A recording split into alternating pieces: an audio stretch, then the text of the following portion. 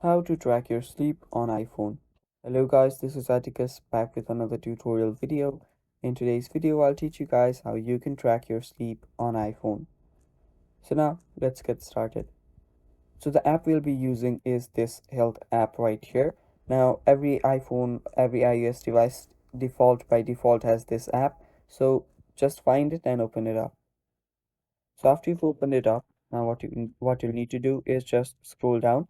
You can see that it saves your steps, it saves your sleep tracking, and it does so many more things. So just go down and find this setup sleep. Tap on setup sleep, tap on continue. Now here you can just set your sleep goals, how many hours you want to sleep, and you can check, you can edit the schedule too.